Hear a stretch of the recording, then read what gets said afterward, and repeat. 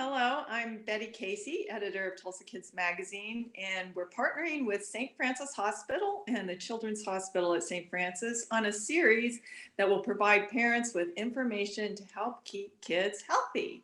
You can look for our PJ's Corner in the regular magazine, in the print magazine, and more information on our website. Today, I'm here with Dr. Lincy Varghese. She's a pediatrician with Warren Clinic in Glenpool.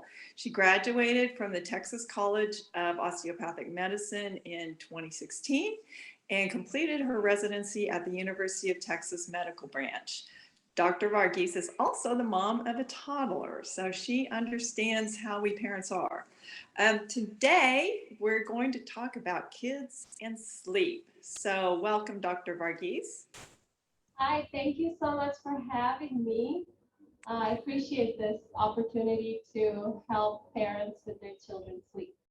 Thank you. Okay, I want to start first with parents who may have just gotten their kids back into school, or they may not have started quite yet, and they might be struggling with making sure their kids get enough sleep. So to start, let's start with young children, say 3 to 5 years, and then school age kids. How much sleep do those kids need?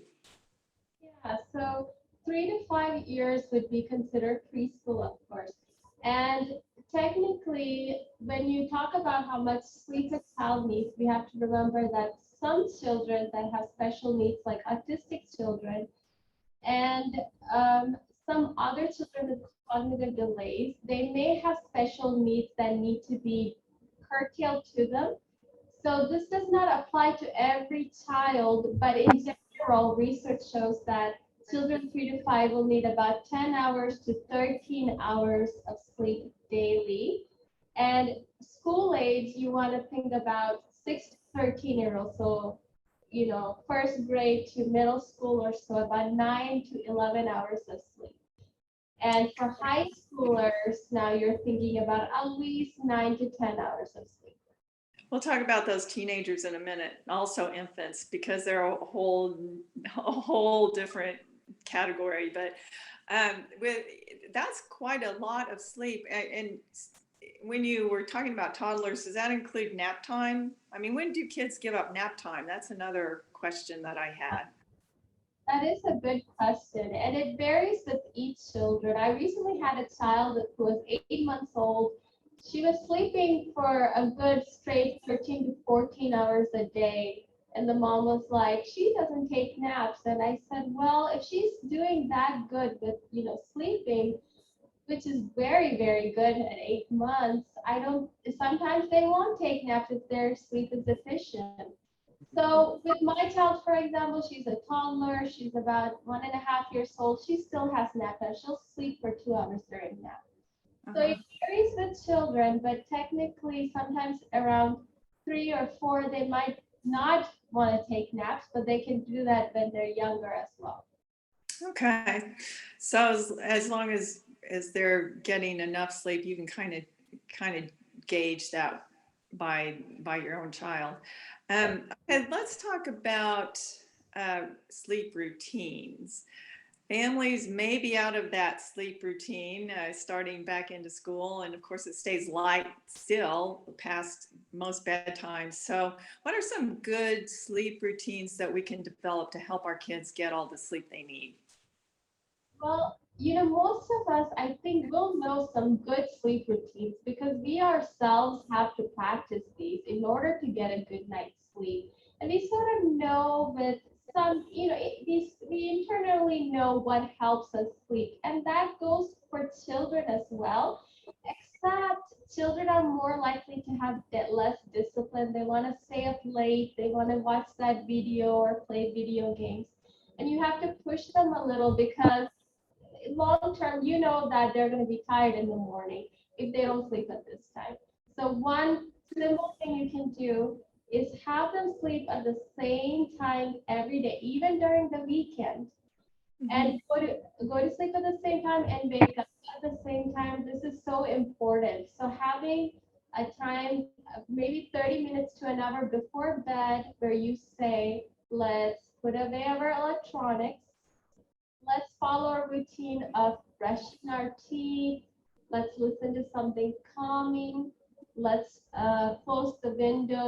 make sure there's not a lot of light. And if there is a little bit of like, if your child requires a little bit of light, let's put that night light on. And then and have them go to sleep in this peaceful environment where there's not a lot of disturbance. Mhm. And wake them up at the same time, because that sort of helps us with our circadian rhythm, our internal clock. And sometimes kids get to this routine where sometimes they don't even need an alarm to wake them up. They will wake up at the same time naturally because the body has gotten used to it. Mhm. So that routine sounds like something that is somewhat of a process. Like, would you recommend getting them away from their screens or their video games I don't know, prior to getting into this routine, whether it's, teeth brushing or bath time, read a story? Would you recommend starting early Yeah. in the evening? Yes, I think if you can follow a routine when you're younger in life, you're more likely to do so as you age, as you get older. And making sure that your phone is turned off or put away. Even as an adult, we have a hard time doing that. So having that practice, being able to put that phone away maybe an hour, at least an hour before bedtime, is really, really helpful for them to sort of tell their bodies, hey, that screen that has such bright light is going to it's going to not help these hormones that needs to be released in order for you to fall asleep. Mhm. So we need to just make sure that they understand that this is part of your biological process. So you need to turn off that screen, that phone, and don't pick it up. During sleep, when you sort of wake up, most people will wake up during sleep, and they'll have to put themselves back to sleep. So it's really important to have those electronics put away. Mhm. So it's about biology. Those screens sort of activate things that maybe help us stay awake rather than sleep. So yeah, you're not going to tell your child in 10 minutes you need to get off the screen and go to bed. Have a little bit more of Yeah, at a least. wind down time, right? Yes, definitely, definitely. They're not robot. I wish you could just push a button and say, okay, this is sleep time, and then they can just go to sleep. Unfortunately, they won't do that. And That would be nice. yeah, If children aren't getting enough sleep, what kinds of symptoms do they exhibit during the day when they're lacking this 10 hours of sleep or whatever it is that they need? yeah. So children are sometimes different from adults. So when adults don't get sleep, they get very tired, they get drowsy, they're not as attentive. And children can be that way as well, but they have more emotional ability. They tend to be, some children may even display hyperactivity, aggressiveness, just being really anxious or depressed because they just haven't gotten that sleep and their brain is not as finely tuned and it's not working as well as it could. So they get frustrated because they're so tired. So sometimes children will come with symptoms of, aggressiveness or hyperactivity. And one of the things that we have to, as pediatricians, ask about is, are they getting a good night of sleep? Because Mm-hmm. if they're not, that's one thing that we say easily, but it takes time. But we have to sort of attempt to fix before we are sure that they have a diagnosis of, let's say, ADHD. That's really interesting. I think that's important for parents to know. And I guess as parents, we can sort of monitor that sleep. And if we notice these symptoms, see if they're sleeping enough over time. Yeah, and so what you're talking about is so you have the duration of sleep, but how is the quality of sleep? And sometimes we, as parents, we don't see their quality because we're not looking at them in the middle of the night, making sure they're asleep. For example, and for some parents, I'll recommend they check on their child maybe later on during the night to see how their quality is. And those parents tend to be parents of children that are a little bit more obese, that has a lot of fat around their neck, that has, we would say, a little bit more chubbier neck. I worry for those kids if they're having problems during the daytime and they're really sleepy. I worry that they might have something called sleep apnea. And sleep apnea occurs maybe later in the night, maybe sometimes even 1, 2, 3 a.m. in the morning, where they'll gasp for air because they're having sort of difficulties getting that air in. And they'll also snore quite loudly. So that will put them at a poor quality of sleep. So during the daytime, they tend to be a little bit more tired. So its duration is really important, but also if they're actually getting a good, efficient sleep in, it's really important too. Quality of sleep. So I've heard of adults having sleep apnea, so children can also have sleep apnea that disrupts their quality of sleep. I didn't know that. Yeah, definitely. Okay, and we talked a little bit about screens and TVs, but let's talk about teenagers. How much sleep do teenagers need? And they're typically the ones that might be on their phones at night. Can you talk about the importance of getting rid of those screens and why, and maybe also how much sleep teens actually need, because they act like they don't need any sleep. Yeah, A week. so for teenagers, the funny thing about teenagers is they tend to have an early start to school. So there's sort of disadvantage because naturally what their bodies want to do is go to sleep late and then wake up late. They do that during the summer quite well because they'll sleep at 3 a.m. and wake up at noon.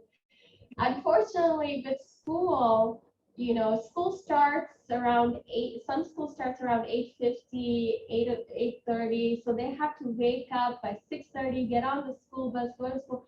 So they're sort of forced to sort of sleep earlier than their bodies naturally want to sleep.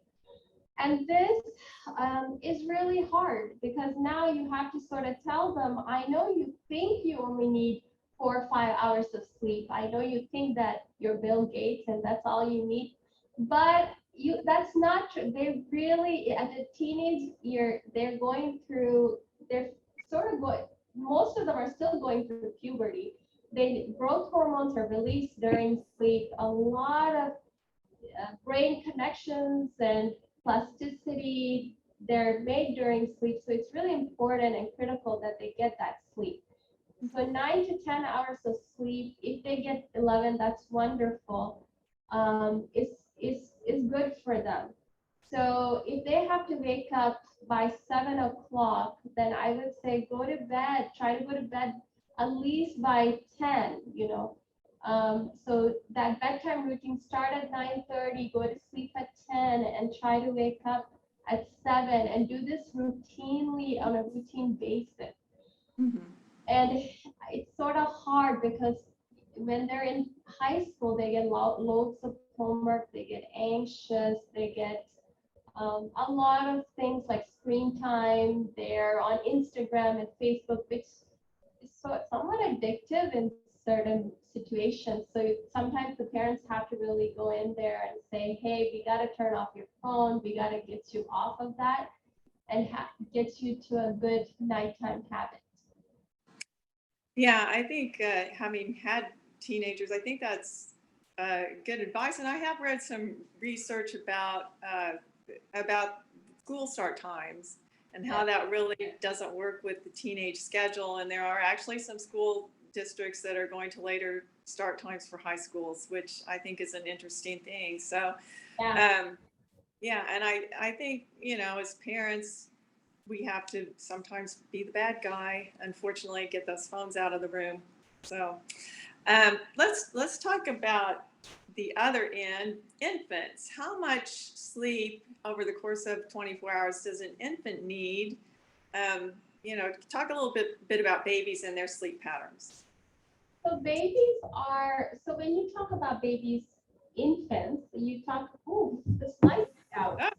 Okay, sorry, let me, I think it's because there's no motion. Okay, now it senses the motion. Sorry about that. That's okay.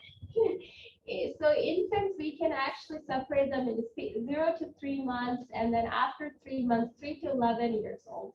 And then you go into 12 months to, 3 years old. So 0 to 3 months, they sleep pretty heavily. They sleep some as low as 14 hours to as high as 17 hours. So they're mostly sleeping, but they don't sleep straight. They actually wake up, and their bodies are meant to be woken up every 2 to 3 hours. They'll actually naturally wake up because they have short sleeping patterns. And that's really important because some of them need that wake up time to feed in order to get enough sugar in their body through that feed, so it gives them more energy and so on. So that's how their bodies are sustained. They need that frequent waking. So, 0 to 3 months, I would say, 14 to 17 hours or so. And then after 3 months, 4 months to 11 months, more likely 14, still about 14 to 15 hours or so. Mm-hmm. And of course, parents want to know, when is my baby going to sleep through the night? Yeah. Is that something that ever happens, or what does that even mean? Yeah. So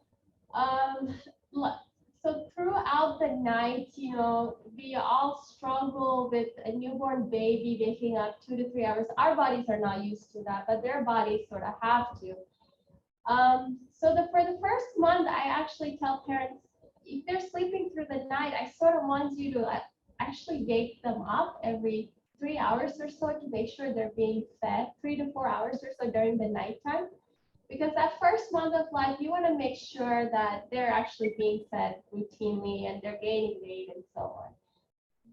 After 2 months, some babies can sleep throughout the night, but not really. 80% of the time, most of the babies will go on 4 to 6 months. Around that time, they'll actually start sleeping through the night. And when I say sleeping through the night, I don't mean like 8 to 8 a.m. I mean like 12 a.m. to 5 a.m. or so. So maybe 5 to 6 hours of sleeping throughout. Longer stretch. Longer stretch. So it'll hopefully get longer and longer as they age, but I'm sorry, it doesn't always happen, and it's a struggle. It really is. And it's it will be short-lived. Talk a little bit about sleep safety. I know that is something that we parents need to know about, how to safely put an infant to bed. Yeah, so especially for infants, the American Academy of Pediatrics do recommend that you have your infant in a crib or a bassinet in the same room that you're sleeping in, at least until 6 months of age to 1 year of age. And then after 1 year of age, you can actually have that crib placed in their own room, babies still need to sleep in a crib. So basically, sleep safety for infants require them to sleep on their back in a flat, firm mattress, in a bassinet or crib, without any bumpers or any of those safety guards around, because children can still hit them and suffocate on that. So these safety guidelines are sort of put up, and they sort of feel stern, but they're actually placed for the reason of the fact that they really do reduce the risk of sudden infant death syndrome.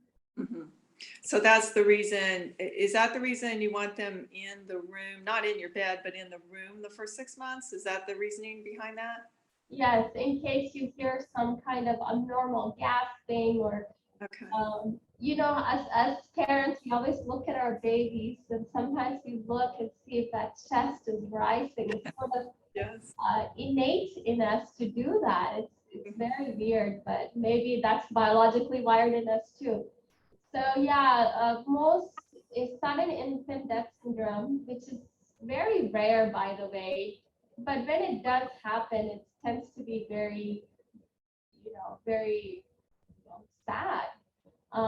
So even though it's rare, these guidelines are put there so that we can prevent that as much as possible. Okay. It usually happens as SIDS, sudden infant death syndrome, usually happens before the age of 8 months Okay. Okay. most of the time. So that's most likely why the guidelines states, have them in there in your room for at least 6 months if possible. Of course, in a separate area where they can sleep, which is their bassinet or crib. Right. Okay. Okay. Um, so are there any other concerns that as a pediatrician that parents have come to you about kids and sleep, about something that we haven't covered? Well, sleep issue is such a common problem, especially now. There are, parents who say they just want to fall asleep. They're just so highly wired. They're just always like a motor, just, and sometimes we talked about ADHD or hyperactivity, but sometimes those children that are very hyperactive um, can actually have a hard time falling asleep.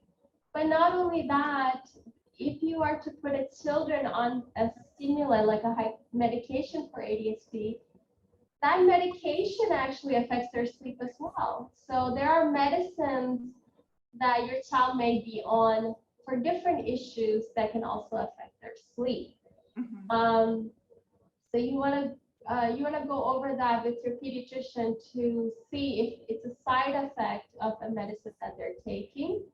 And we didn't talk about allergies. Sometimes allergies and having that stuffy nose. Have you ever felt like your nose is so stuffed and cold you can't get a good air in?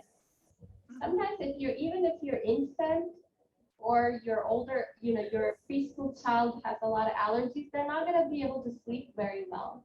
And they might need help with either, making sure that their environment is allergy free or by suctioning for infants to help them get a better night of sleep. Okay. It sounds like consistency with sleep routines, knowing how much sleep your child needs at what age, and these safe sleep tips if you have an infant.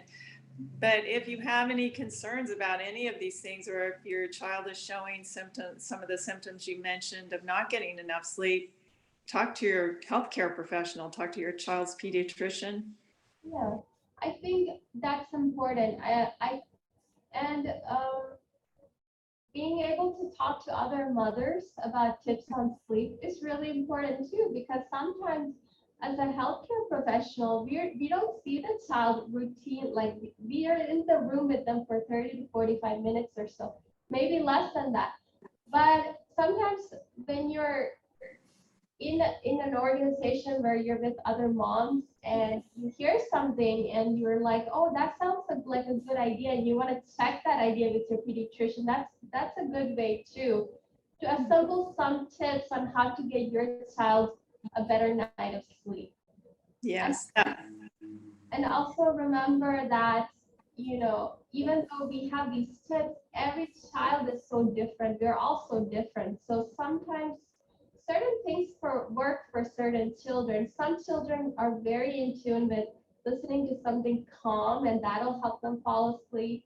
Whereas some children are very good with falling asleep under like those very good dim lights. So you got to sort of practice and trial and see what works for your child. Hmm. Yeah, that's very good advice. Having had three children, and they're all different personalities and temperaments. So thank you. That's excellent advice. Um, well, Dr. Verghese, thank you so much. I People can watch this interview with all of this great information. They can also read this information on our website, and then we'll have the PJ's Corner with uh, good health information in TulsaKids magazine.